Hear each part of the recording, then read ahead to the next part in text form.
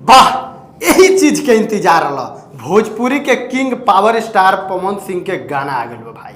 Meera music से एक गाना के बहुत बेसब्री से इंतजार हमनी के रहा। संदेश भाई साथे बड़े आ रउआ सब देखा तनी RST ब्लॉग पर, तो रउआ सब पूरा वीडियो देखें काहे कि मजा तबे आई जब शुरू से अंत ले देखें।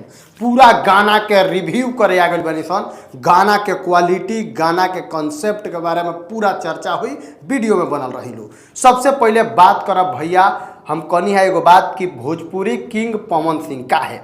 पवन सिंह जौन हरकत गाना में क दिल बड़े, जौन गायकी क दिल बड़े, जौन इमें सुर लगा दिल बड़े, हम कहत न मानी कि अच्छा लोग के पसीना छुड़ा दी हम सीन दे दिले।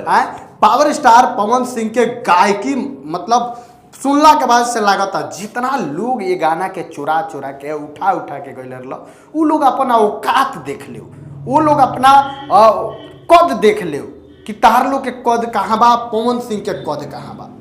इस पवन सिंह के गाना अगर आपको चुरा के गाना है तो पवन सिंह से बेहतर गाइए, वरना मत गाइए, नहीं तो भोजपुरी इंडस्ट्री में बेइज्जती के अलावा कुछ नहीं होगा।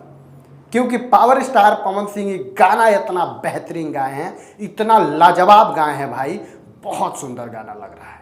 और गाना अगर आप नहीं सुने हैं तो मीरा म्यूजिक पर सुनिए। एक बात और बता दें कि इस गाने में 2 हीरोइन है और पावर स्टार पवन सिंह के कॉन्सेप्ट के हिसाब से पवन सिंह को प्यार होता है किसी लड़की से, वो लड़की उनको छोड़ के उनके पीठ पीछे गद्दारी करके दूसरे किसी का हो जाती है। और इसमें तो प्रिंस प्रियदर्शी जी हैं जो पवन सिंह के अपोजिट में काम किए हैं। आप पावर स्टार पवन सिंह में एगो पागल प्रेमी कह सकते हैं। बड़ा दाढ़ी, एकदम सारा बड़ा केस करके इमें एकदम माने भेस इनकर बा। पावर स्टार पवन सिंह के ये वीडियो के कॉन्सेप्ट बहुत ही लाजवाब बा, बहुत ही सुंदर बा।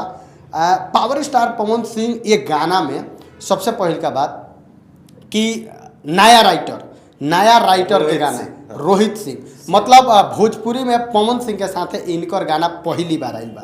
अब पहली बार जब ऐसा बेहतरीन तरीका से बेहतरीन लिरिक्स राइटर के साथ जब काम होता तो कहीं ना कहीं जैसे कि ई गाना के जब पवन सिंह अपने इवेंट में गुनगुना दिले रहे तबे से ही बोल वायरल हो गया। हाँ, रिसेप्शन में ओकरा बाद एक से एक छोट बड़ कलाकार बने दिखावलो, ओकरा बाद सारा लोग उठा गावल, कितना जना के चैनल पर स्ट्राइक गइल वही के मारे। प्रियांशु सिंह माना भी कहले रहे भाई आप लोग मत गाइए। बाकी में प्रियांशु सिंह के म्यूजिक बा, म्यूजिक भी बहुत लाजवाब बा। मीरा म्यूजिक से आयल बा गाना, ये गाना के बहुत बेसब्री से इंतजार रहा पूरा भोजपुरी इंडस्ट्री के। सब लोग इंतजार करते जे पवन भैया कैसन गाना लेके आई हैं, कब लेके आई हैं, कैसन लिए हैं, कब लिए हैं। तो भाई फाइनली पवन सिंह के गाना आ गए। एगो बात बतावल मतलब गाना के अनुसार वीडियो के कॉन्सेप्ट थोड़ा सा देखो सबसे पहले बात हम कहें कि भाई भोजपुरी इंडस्ट्री में पवन सिंह ही कुछ नया करते हैं और हम लोग उम्मीद भी कर रहे हैं तो पवन सिंह से कर रहे हैं, क्योंकि जब इस तरीका से आया है तो आगे इससे भी बेहतर आएगा। और वो उम्मीद एक ही इंसान से कर सकते हैं, वो है पवन सिंह।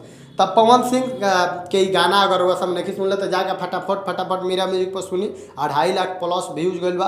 ये गाना के शाम तक ले वह सब 2 मिलियन व्यूज दी या कम से कम ट्रेंडिंग सेक्शन में लिया दी। वीडियो के ज़्यादा से ज़्यादा शेयर करी, चैनल पर नया बनी तो सब्सक्राइब करी। भोजपुरी का हर एक खबर सबसे पहले यही चैनल पर मिलेला। ऐसे मिलता नहीं अगला वीडियो में, तब तक खातिर नमस्कार।